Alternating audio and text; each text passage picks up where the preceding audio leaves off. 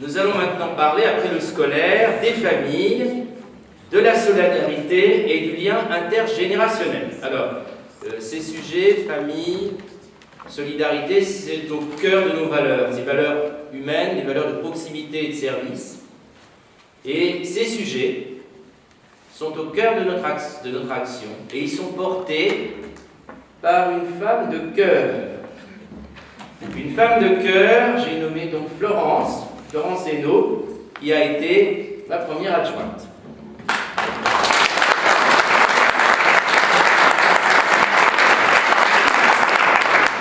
Bonsoir à tous. Après une introduction pareille, je vais un peu avoir du mal à reprendre mes esprits. Dans l'équipe de Pierre-François, j'ai assuré pendant 9 mois l'action sociale. En fait, à Lucienne, ça recouvre 4 pôles, on va dire. C'est tout ce qui est lié à la personne.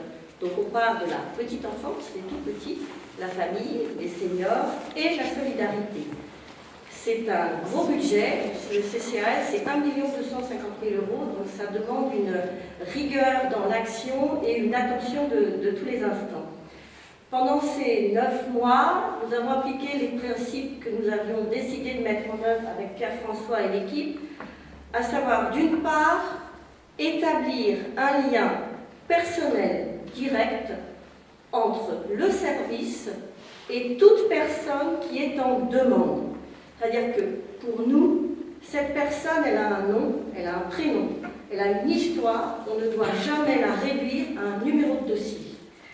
Et dans la mesure où nous allons passer à une très grosse communauté d'agglomération avec 105 000 habitants et même plus, il nous apparaît d'autant plus essentiel que ce lien de proximité entre la commune et la personne en demande soit fort.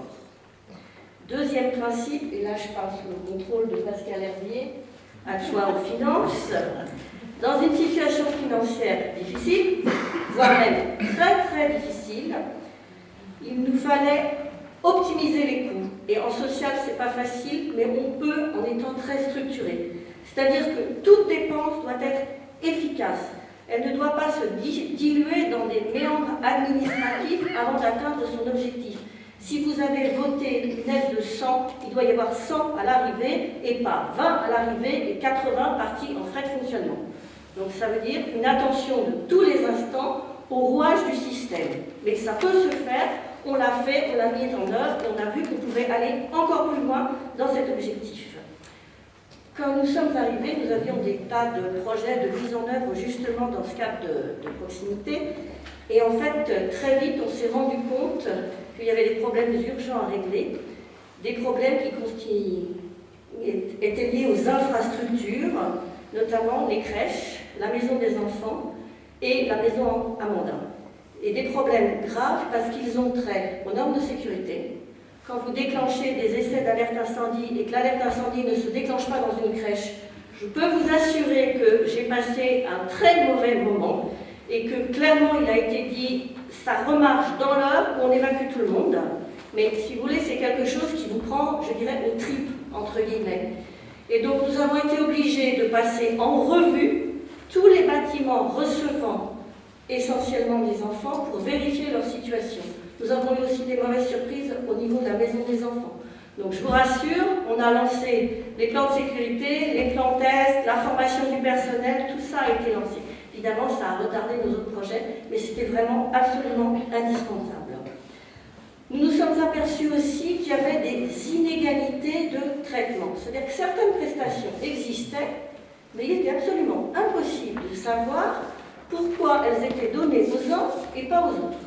Alors, ça va parfois sur des choses qui peuvent vous faire sourire, mais à la maison Amanda, il y a une tradition, fêter les anniversaires. Et en regardant les listes, je me suis aperçue que tout le monde n'était pas invité. Et quand j'ai demandé, mais en fonction de quoi on invite les gens, il y a eu un grand blanc et pas de réponse. Donc, nous, notre politique a été de dire, attendez, les anniversaires, c'est un moment de rencontre, c'est un moment où des gens qui sont seuls ont l'occasion d'être en contact avec des gens qui ne sont pas seuls, donc on peut vraiment créer du lien. Donc, le critère, il est simple. Toute personne qui a le droit aux prestations de la maison candidat sera invité aux anniversaires. Et depuis, d'ailleurs, des tas de gens nous disent, mais pourquoi je n'étais pas invité avant? Bon, voilà, aujourd'hui, tout le monde est invité. Si vous n'avez pas été invité, votre anniversaire est passé, vous venez, il faudra venir nous le dire si on est encore là derrière, ça veut dire que nos fichiers ne sont pas forcément parfaitement à jour. Donc ce critère-là, ce n'est pas très grave. Mais nous avons eu le problème sur des critères beaucoup plus sérieux et ennuyeux. Par exemple, l'attribution des places en crèche. Le premier tableau que j'ai reçu, je ne vous dirai même pas ce qu'il y avait marqué dedans, mais c'était totalement inégalitaire. Donc nous avons fait une grille d'attribution, créé une commission, et à cette commission, j'ai demandé aux représentants des 3 listes présentes au conseil municipal de venir, de façon à ce que, il me semblait que sur un sujet pareil, on devait pouvoir se mettre d'accord et que ce n'était pas poli. Nous avons fait la même chose en ce qui concerne les critères de présentation des dossiers pour les logements sociaux, où on a testé une grille pendant un certain temps, et ensuite nous avons réuni le 25 novembre dernier la commission Action sociale, dans laquelle toutes les tendances politiques sont représentées, et nous lui avons soumis cette grille, nous avons discuté, nous avons validé ces grilles d'attribution. Alors c'est un chantier, c'était ardu, c'est assez ingrat par rapport au projet que nous avions, mais c'est un travail qui était absolument nécessaire, parce que si le socle n'est pas solide, on ne peut pas initier de nouveaux projets. Donc maintenant, nous espérons, si on passe, pouvoir vraiment aller sur ce qui était nos nouveaux projets et le cœur de notre envie au départ, donc créer des choses nouvelles qui mélangent les générations et qui fassent avancer notre village dans la convivialité. Donc il y a les familles, bien sûr. Nous avons une politique envers les familles et notamment les jeunes majeurs, puisque vous avez peut-être des enfants qui ont plus de 20 ans, ils sont encore à charge parce qu'ils sont étudiants, mais ils sortent de toutes les aides. Or, ça représente une charge assez lourde. Nous, notre position, c'est d'avoir une politique familiale. Donc, très fermement, nous voulons travailler sur ce domaine. Bon, après, une autre de nos envies, et Pierre-François va sourire parce qu'il sait que c'est mon grand truc, c'est créer une maison de la famille. C'est-à-dire un endroit où les familles pourront venir se poser, parents, grands-parents, hein, avec un espace de jeu, mais aussi un espace d'information, parce que l'information est dure à obtenir aujourd'hui, un espace où ils pourront discuter, un espace où ils pourront même initier d'autres projets et proposer.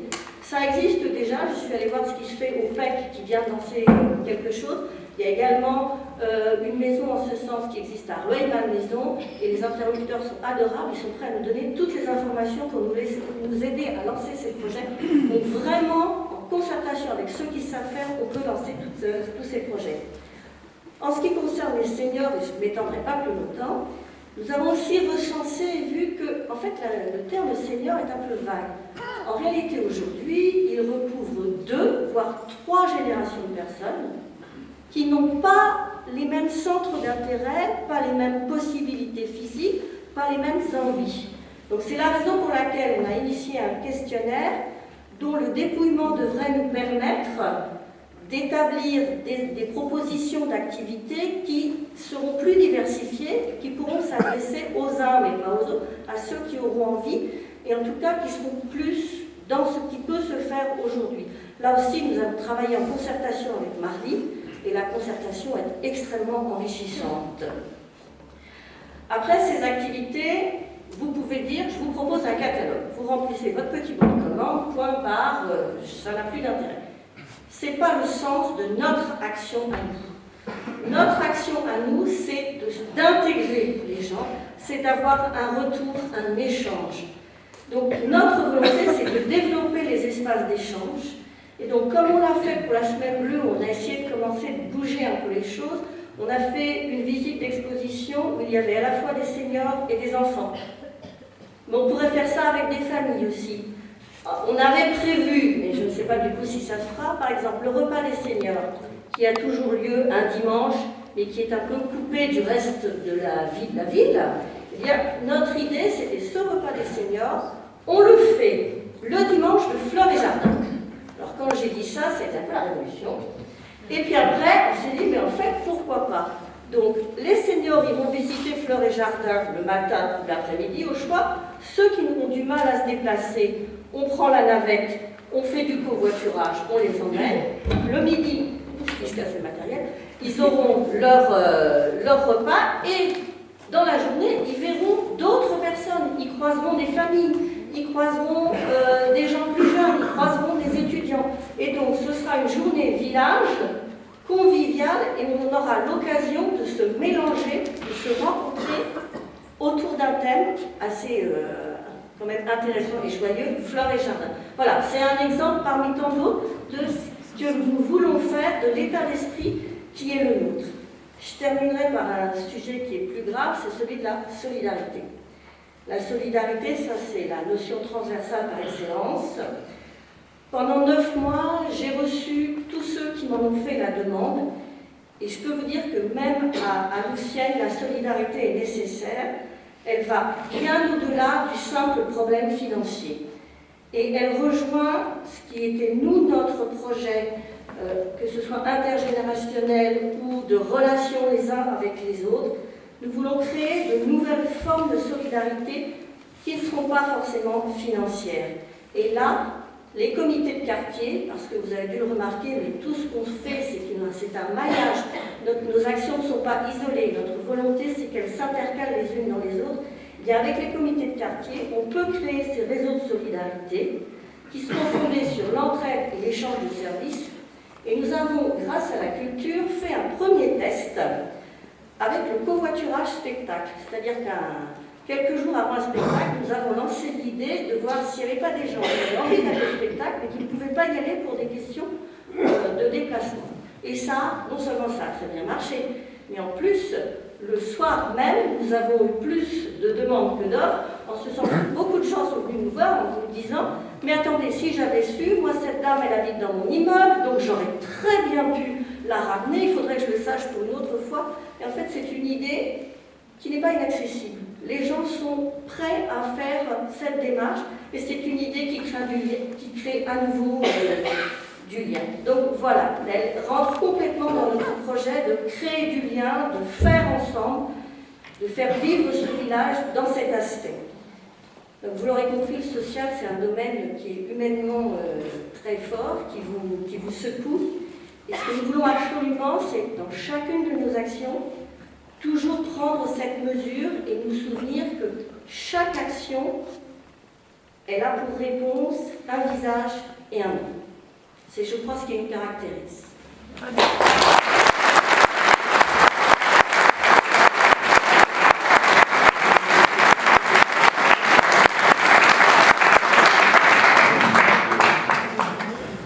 Merci Florence, femme de cœur, mais femme de tête et femme d'action. Alors Florence vous a parlé de valeurs et de solidarité, c'est ce qui donne du sens à l'action. Mais l'action doit aussi avoir un horizon, doit avoir une ambition.